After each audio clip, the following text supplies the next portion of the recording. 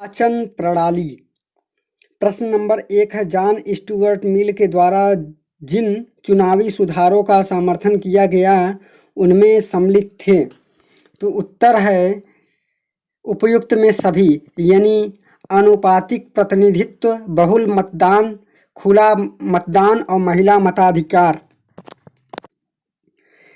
मिल ने अपने प्रसिद्ध रचना रिप्रेजेंटेटिव गवर्नमेंट में लोकतांत्रिक पद्धति के अनेक सुधारों का वर्णन किया है। अल्पसंख्यक लोगों के लिए अनुपातिक प्रतिनिधित्व, शिक्षा के आधार पर बहुल मतदान, वेंथम के विपरीत गुप्त मतदान के स्थान पर खुली मतदान प्रक्रिया का महिला अधिकारों का जोरदार प्रदर्शन। प्रश्न नंबर 2 है, निम्नलिखित में से कौन एक सार्वभौमिक वयस्क मताधिकार के प्रबल विरोधी में से एक था? उत्तर है भी जे.एस. मिल।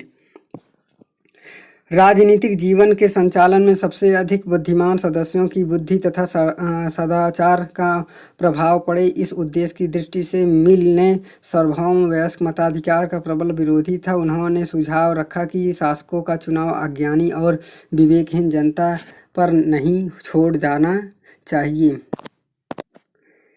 क्योंकि सामूहिक साधारण बुद्धि के द्वारा शासन के दोष कम हो जाएगा। रिप्रेजेंटेटिव गवर्नमेंट में मिल ने अनुपातिक प्रतिनिधित्व और बहुल मतदान का सुझाव दिया। उन्होंने जोर दिया कि मतदान का अधिकार केवल उन्हीं व्यक्तियों को मिलना चाहिए जिनका एक बौद्धिक स्तर हो।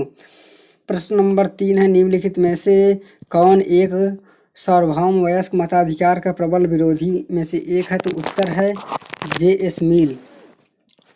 प्रश्न नंबर 4 है, सामान्य निर्वाचन हेतु एक निर्वाचन क्षेत्र का निर्धारण किया जाता है तो परिसीमन आयोग द्वारा।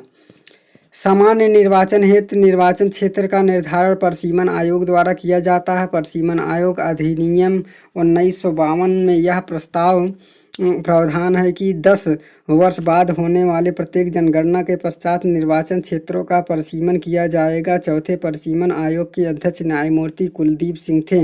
इस आयोग का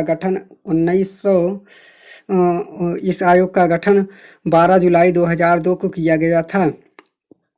प्रश्न नंबर 5 है, निम्न में से किस प्रणाली द्वारा अल्पसंख्यकों का प्रतिनिधित्व सुनिश्चित हो सकता है? तो उत्तर है बी, आनुपातिक प्रतिनिधित्व प्रणाली द्वारा।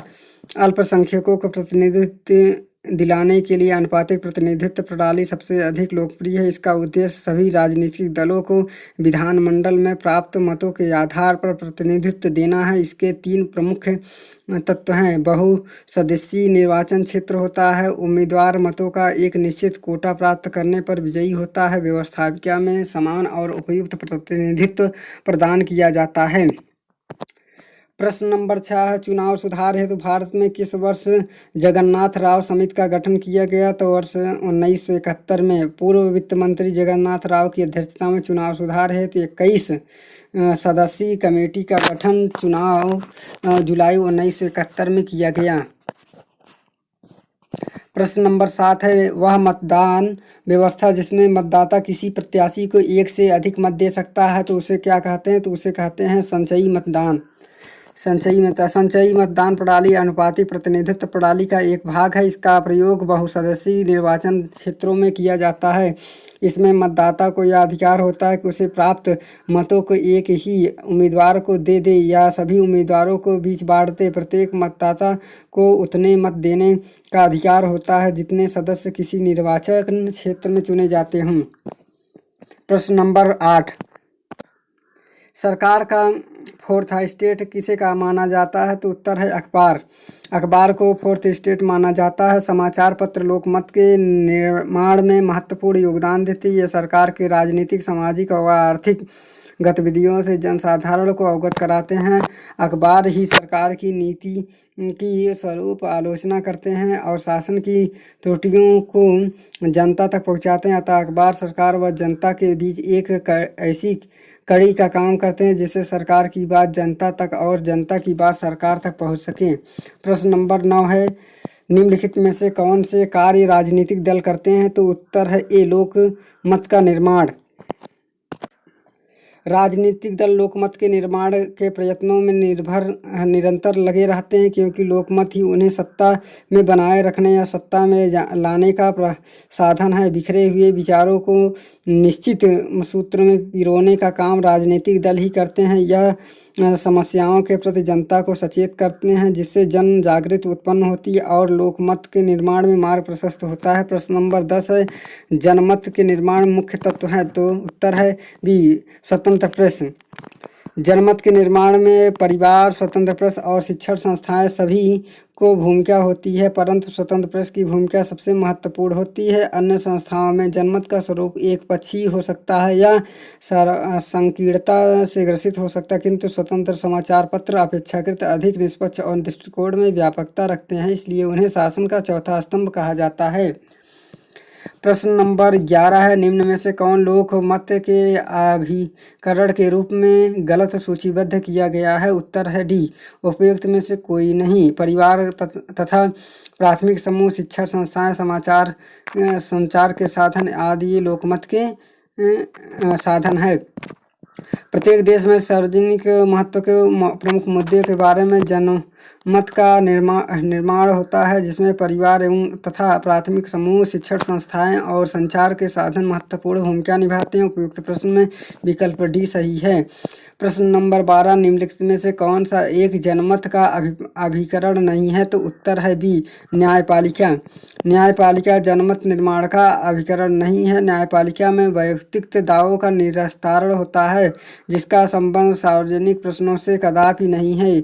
व्यक्ति के बाद विवाद को हो या व्यक्ति और राज्य के मध्य विवाद, न्यायपालिका स्थापित कानूनों एवं संवैधानिक प्रावधानों के अनुरूप न्याय निर्णायक करती है। इसके समक्ष आने वाले विषय न्यायिक होते हैं, न कि राजनीतिक। प्रश्न नंबर 13 है, स्वास्थ्य लोकमत के निर्माण में बाधा है? तो उत्तर है बी, यानी निरक्षरता। निरक्षरता स्वास्थ्य लोकमत के निर्माण में सबसे बड़ी बाधा है। समाचार पत्रों या अन्य माध्यमों के विभिन्न विषयों पर ज्ञान प्राप्त करना और परस्पर विचारों का आदान प्रदान करना साक्षरता के बिना संभव नहीं है। निरक्षर व्यक्ति अपुष्ट स्रोतों, अफवाहों से अपने मत का निर्धारण करते हैं, जिससे लोकतांत्रिक प्रणाली में भीड़तंत्र रूप में प्रकट होने लगती है। प्रश्न नंबर 13 है, निम्नलिखित अभिकरणों में से कौन सा एक लोकमत से पर निर्भर है? अधिकतम प्रभाव। उत्तर है डी, प्रेस, रेडियो एवं दूरदर्शन। प्रेस, रेडियो एवं दूरदर्शन लोकमत के निर्माण में अधिकतम प्रभाव डालते हैं। इस संचार साधनों से एक विचार सब तक पहुंचाया जाता है। सार्वजनिक प्रश्नों पर एक विवाद सा चलता रहता है तथा विभिन्न विचार विकल्पों में से किसी एक पर पहुंचा जाता है। निष्पक्ष समाचार पत्रों के स्वस्थ जनमत का सजग प्रहरी और लोकतंत्र का धर्म ग्रंथ कहा जाता है। रेडियो और दूरदर्शन तत्कालीन राजनीतिक, सामाजिक और आर्थिक समस्याओं का भाषण, टिप्पणियां, वार्ताएं व वाद विवाद प्रसारित करके लोकमत के निर्माण में प्रमुख भूमिका निभाती हैं। प्रश्न नंबर 15, निम्नलिखित में से कौन सा लोकमत से संबंधित नहीं है? उत्तर है बी, यह अल्पसंख्यक हित के लिए बाधक है।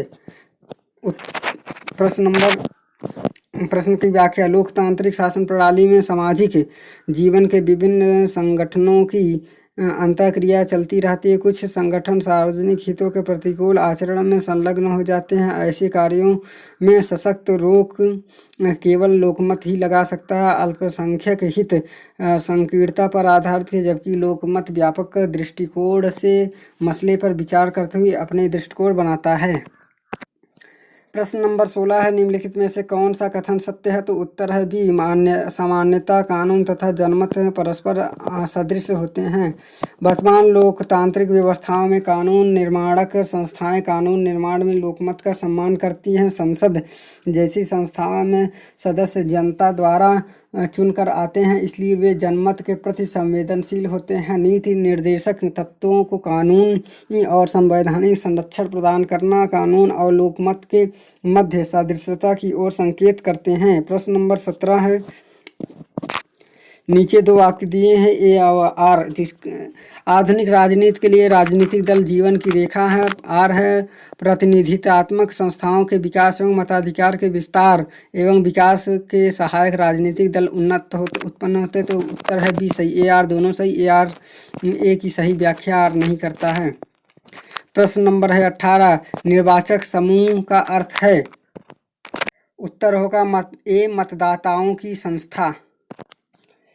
निर्वाचक समूह का तात्पर्य है मताधिकार प्राप्त नागरिकों का समूह या संस्था। सार्वजनिक वयस्क मताधिकार में एक न्यूनतम उम्र सीमा प्राप्त करने वाला नागरिक मतदाता हो जाता है, जबकि सीमित मताधिकार में कुछ व्यक्तियों तक ही इस अधिकार को सीमित रखा जाता है। मताधिकार की योग्यता के अंतर्गत वयस्कता, नागरिकता, निवास और अपराध जैसे सम्मिलित किए जाते हैं। प्रश्न नंबर 19 है, लोकमत के अतिरिक्त अन्य किसी वस्तु को शासन का आधार बनाकर पृथ्वी पर कभी कोई शासन नहीं कर रह सकता। यह कथन किसका? ये है जोन्स आर्टिगेल गैसेल का। विभिन्न शासन व्यवस्था में लोकमत के महत्व की दृष्टि में रखते हुए ही जोन्स आर्टिगेल गैसेल ने लिखा है कि लोकमत के अतिरिक्त अन्य किसी वस्तु को शासन का आधार बनाकर पृथ्वी पर कभी भी कोई शासन नहीं कर सकता। राजतंत्र, कुलीन अधिनय तंत्र और विदेशी शासन के अंतर्गत भी लोकमत अपना महत्व रखता है। लोकतांत्रिक शासन प्रणाली की बात ही कुछ और है। प्रश्न नंबर 20 है, निम्न देशों में से किसने एक ही प्रयास में सार्वभौमिक मताधिकार अपनाया है? बी। उत्तर है बी, भारत।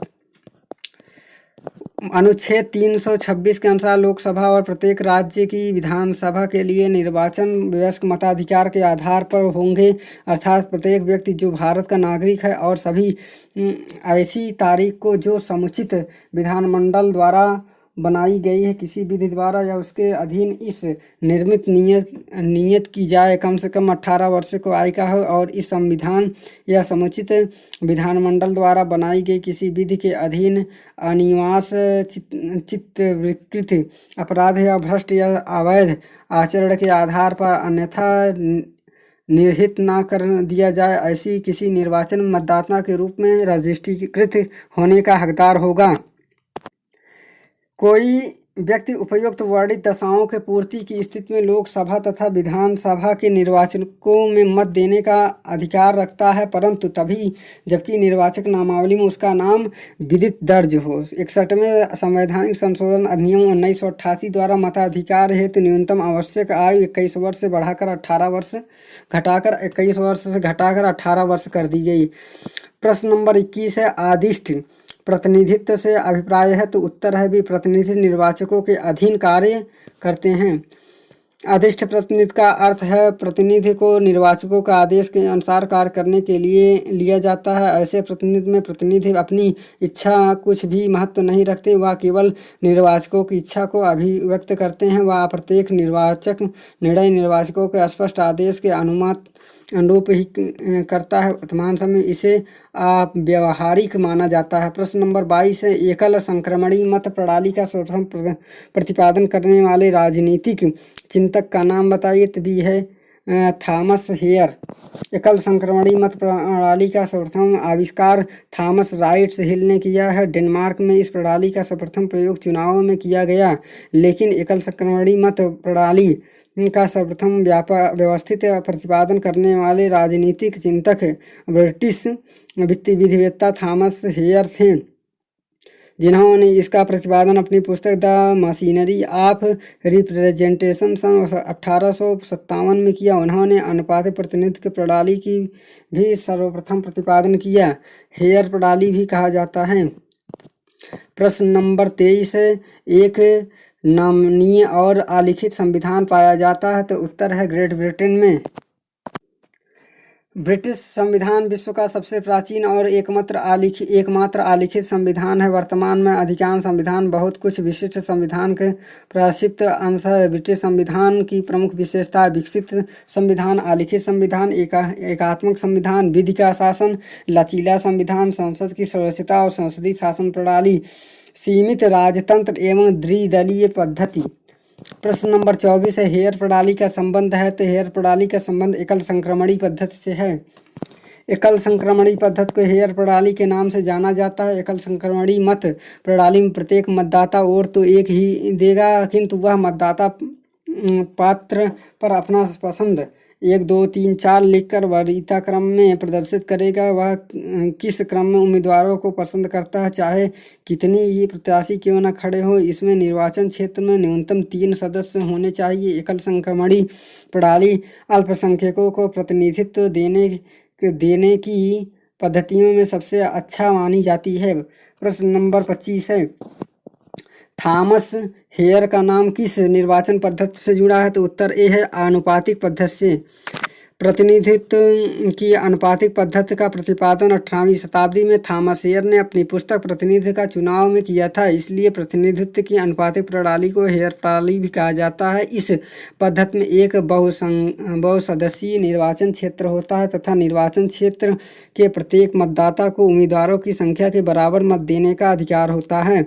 इस पद्धति में वे उम्मीदवार विजयी होते हैं जो आवश्यक चुनाव कोटा प्राप्त कर लेते हैं। इस प्रणाली में कार्य रूप में प्रेरित करने के लिए मुख्यतः पद्धतियों का प्रयोग किया जाता है। एकल संक्रमणी मत प्रणाली और सूची प्रणाली। इस प्रणाली का प्रयोग अल्पसंख्यकों को उचित प्रतिनिधित्व देने के लिए प्रयोग की जाती है। प्रश्न नंबर 26, आनुपातिक प्रतिनिधित्व की 2 प्रमुख योजनाएं हैं। उत्तर ए सही है। हेयर प्रणाली एवं सूची प्रणाली।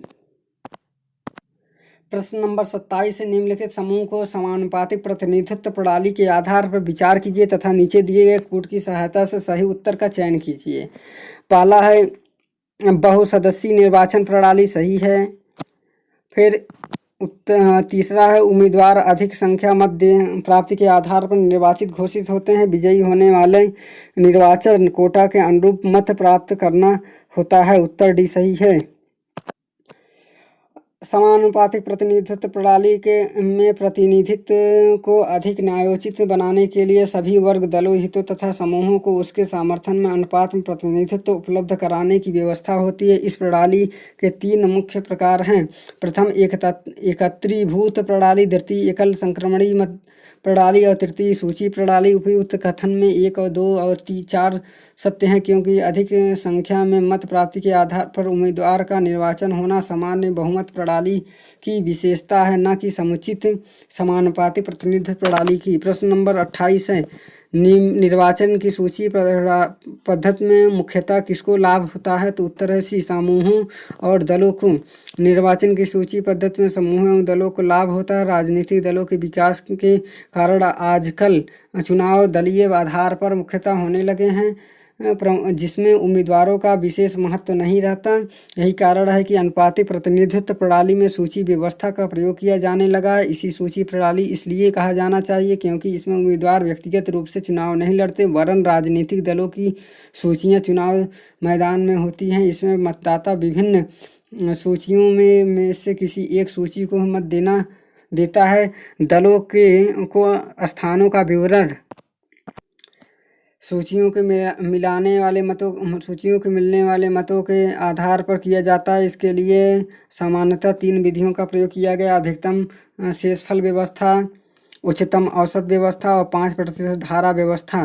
प्रश्न नंबर 29, निम्नलिखित में से कौन कार्यात्मक प्रतिनिधित्व के प्रमुख प्रतिपादक है? तो उत्तर है भी JDH कोल ने। प्रतिनिधित्व संबंध में JDH कोल ने विचार था कि वास्तविक प्रतिनिधित्व कार्यात्मक प्रतिनिधित्व है। इसके अनुसार एक ही व्यवसाय में कार्य करने वाले समूह हितों के प्रतिनिधित्व का एक व्यक्ति कर सकता है। प्रश्न नंबर 30 है, कुछ रिक्तियों को भरने के लिए निर्वाचन को निम्नलिखित में से किस प्रकार की संज्ञा देते हैं? तो उत्तर है बी, उपचुनाव। कुछ रिक्तियों को भरने के लिए किए जाने वाले निर्वाचन को उपचुनाव की संज्ञा दी जाती है। ऐसी स्थितियों में इस प्रकार के चुनाव कराए जाते हैं: कोई निर्वाचित प्रत्याशी त्याग पत्र दे दे या उसकी मृत्यु हो जाए, किसी गंभीर अपराध में दोषित हो पाया जाए, तो बैंक धोखाधड़ी में लिप्त पाया जाए, अपना मानसिक संतुलन खो बैठे अर्थात मानसिक रूप से अयोग्य घोषित हो जाए, चुनाव में धधली की स्थिति में। प्रश्न नंबर है 31, प्रत्यक्ष निर्वाचन का अभिप्राय है? तो उत्तर है सी, जनप्रतिनिधि जनता द्वारा स्वयं निर्वाचित किए जाते हैं। प्रत्यक्ष निर्वाचन का अभिप्राय है जब प्रतिनिधि जनता द्वारा स्वयं निर्वाचित किए जाते हैं। प्रत्यक्ष निर्वाचन में जनप्रतिनिधि जनता द्वारा सीधे निर्वाचित किए जाते हैं।